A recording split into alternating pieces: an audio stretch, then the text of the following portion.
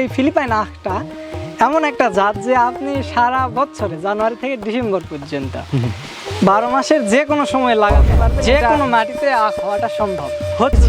জমিটা যদি নিচু হয় তাহলে এই আখটা চাষ করে নিতে হবে আপনার এই যে বর্ষা আসার অন্তত 3 মাস বলা যায়, 9 মাস থেকে সে হারভেস্টিং করতে হয়। দাঁত দিয়েছিল লম্বাই যে দেখেন।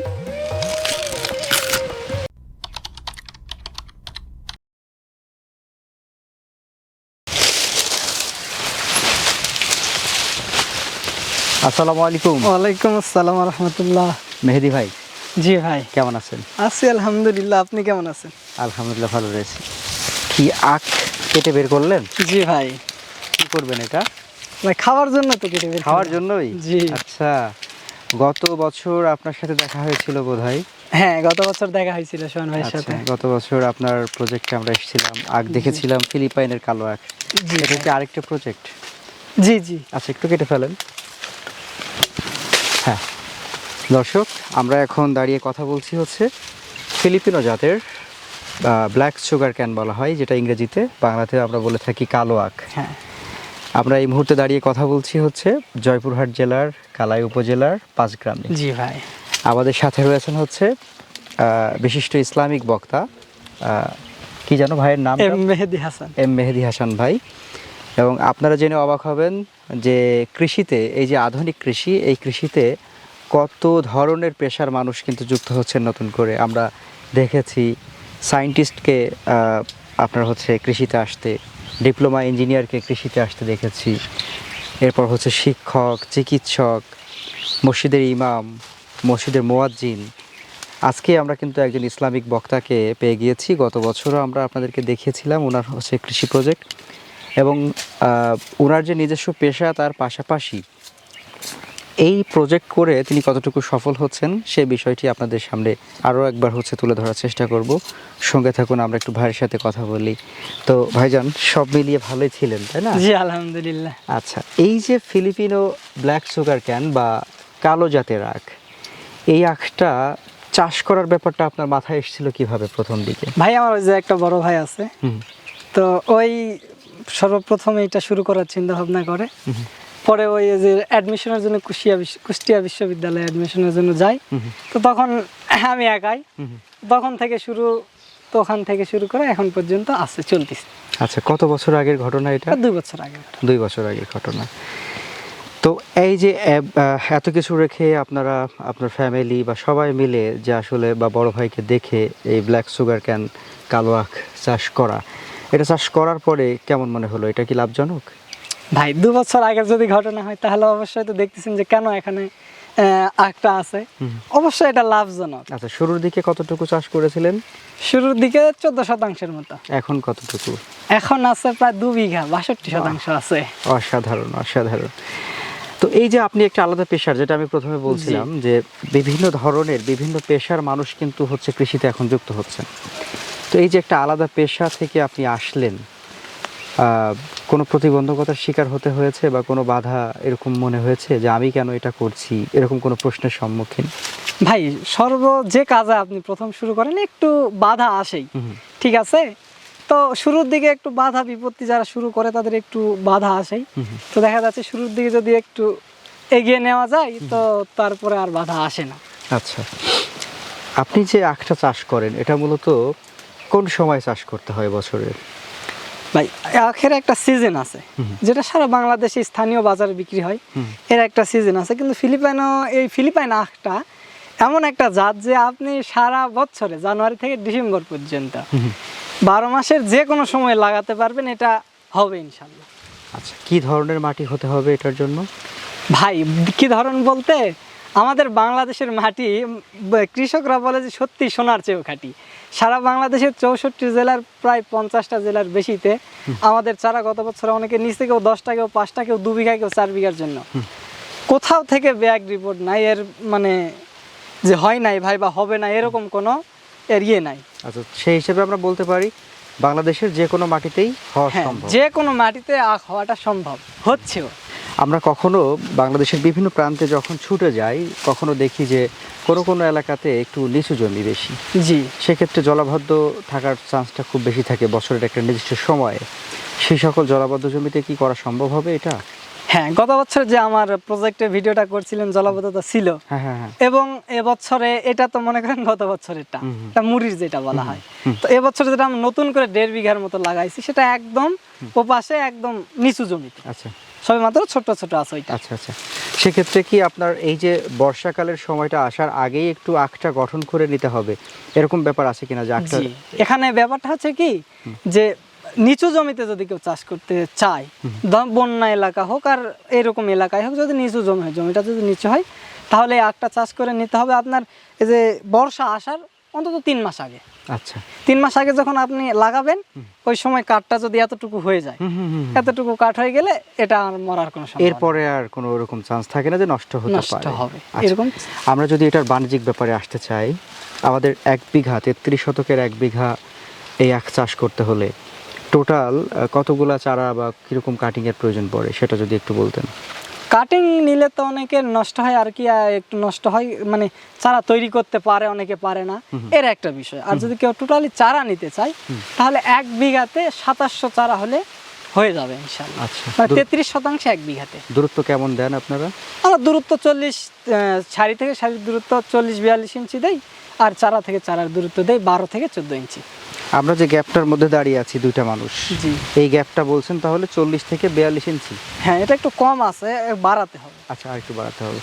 আর যেটা গাছ থেকে গাছের দূরত্ব বা চারা থেকে চারা দূরত্ব থাকবে ওটা কত? এটা 12 ইঞ্চি, 14 ইঞ্চিও দেওয়া যায়। আচ্ছা, 12 থেকে 14 ইঞ্চি দেওয়া যায়। হ্যাঁ, এভাবে করলে 26-2700 মতো হচ্ছে হ্যাঁ, আপনার চারার প্রয়োজন পড়ে। চারার প্রয়োজন পড়ে। সাধারণত আমরা যে আখটা ধরে আছি এখন, এই আখের বয়স কত হলো বা কতটুকু বয়স হলে খাওয়ার উপযোগী হয়? এইটা কতটুকু বয়স বলতে, ওই যে যখন বৃষ্টি হয় এই সময় একটু মিষ্টতা কম আসে।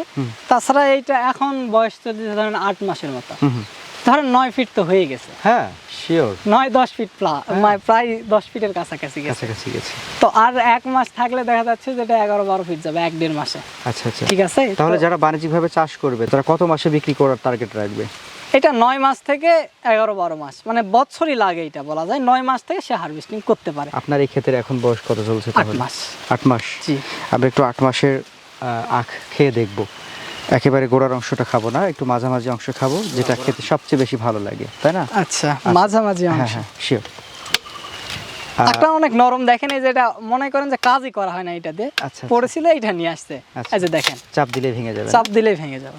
আচ্ছা, খুবই রসালো এবং এটার মধ্যে এমন একটা ব্যাপার। এটা নেন। হ্যাঁ, তাহলে একটু একটু কেটে টুকরা করা যাক, তাহলে আমরা হচ্ছে এটা পেলাম। বাহ, অসাধারণ, এটা দারুণ ব্যাপার। আচ্ছা ভাই, এই আখের একটু আমরা এটা খেতে খেতে বা ছিলতে ছিলতে একটু বৈশিষ্ট্য জেনে নিব। এই আখের কি কি বৈশিষ্ট্য আছে একটু বলেন। ভাই, আখের বৈশিষ্ট্য, আখটা অনেক নরম, দেখেন আখটা অনেক নরম, এবং এর আগেও দেখাইছি এটা হাত দিয়ে ছেলা যায়। এই বৈশিষ্ট্য অনেক। আর এটা বৃদ্ধ মানুষ, ছোট বাচ্চা, এদের জন্য, মানে ছোট্ট বাচ্চাদের জন্য আর বৃদ্ধ মানুষদের জন্য এটা একদম বেটার, পারফেক্ট। আর যদি একটু মুখ দিয়ে ছোলা যায়, দাঁত দিয়ে, লম্বা একটা ফাইল বের হচ্ছে। হ্যাঁ, দাঁত দিয়ে ছিল লম্বা, এই যে দেখেন লম্বা একটা ফাইল বের হয়। আপনার মিষ্টতা কিন্তু এখন বর্ষাকাল, এরপরও মিষ্টতা কিন্তু দারুণ সুন্দর মিষ্টতা। হ্যাঁ, মিষ্টতা চলে আসছে। আচ্ছা, এই আখটা যে আপনারা চাষ করেন, এই আখটা মূলত বিক্রি করেন কি হিসাবে? এটা কি আখ চিবিয়ে খাওয়ার জন্য নাকি রসের জন্য? ভাই, যারা রস বিক্রি করে ওরাও এখন এটা, মানে ওরা জানতো না আগে যে আখের এত রস, ওরাও এখন আসে রসের জন্য ফিলিপাইন খুঁজতেছে, এবং চিবিয়ে খাওয়ার জন্য এটা চিবিয়ে খাওয়ার জন্য দেওয়া যায় না, এত এর চাহিদা। কারণ আমি বললাম না, ছোট বাচ্চাদেরকে আমরা ছোট থাকতে এই যে সত্তা যেটা বলে পান সুপারি কেটে নিতে হয়, ওইটা দিয়ে কেটে কেটে কেটে কেটে আমাদের বাবা মা বা দাদা দাদিরা দিত, আমরা ওইটা এরকম নিয়ে খেতাম। দেশীয়টা আগে, এটা যখন আসে নাই বাংলাদেশ। এখন বাংলাদেশে এটা আসার পরে বুঝছেন যে যে একবার বাসায় নিয়ে গেছে, বিশেষ করে আখ মানুষ কিনা বাচ্চাদের জন্যই। আর এই যে দেখেন ছোট বাচ্চা, ছোট ছোট বাচ্চা দাঁত খুব সুন্দর করে ছিলে খেতে পারে। এই যে দর্শকদের যদি আমি একটু দেখাই, দর্শক দেখেন কত সুন্দর। মানে একটা সময় আমাদের দেশে যে আখটা ছিল, আমরা যেটা দেশীয় যে গ্যান্ডারিটা খেতাম, এটা কিন্তু এইভাবে করে ছিলে ফেলা সম্ভব ছিল না। এখন মাশাআল্লাহ ফিলিপাইনের এই কালো আখটা আসার পর থেকে আমরা দাঁত দিয়ে চিবিয়ে হচ্ছে খাওয়ার উপযোগী একটা আখ পেয়েছি। আচ্ছা, এবার যদি আপনার কাছে আমরা জানতে চাই, একটা আখ আপনি কত টাকা দরে বিক্রি করতে পারেন? ঘটনা হচ্ছে ভাই, এটা যখন খুব বেশি হবে, হাজার হাজার হবে, তখন একটু তো কম দামে। আর আমাদের এই আখ যখন 1 বিঘা জমিতে ধরেন 10,000 হচ্ছে, এইটা যে স্থানীয় যারা পাইকার, এরা প্রতিনিয়ত এসে আমাদের জমি থেকে 200-300 এভাবে প্রতিনিয়ত এসে এরা নিয়ে যায়, 5 জন 7 জন 2 জন 3 জন করে আসে, মনে করেন এক ধার থেকে নিয়ে যায়। আবার আমাদের কাছে অনেকে ফোন দেয় যে ভাই আপনার পুরো জমি নেব, নোয়াখালীতে নিয়ে আসবো, পাবনাতে নিয়ে আসবো, ঢাকাতে নিয়ে আসবো, পুরো জমি।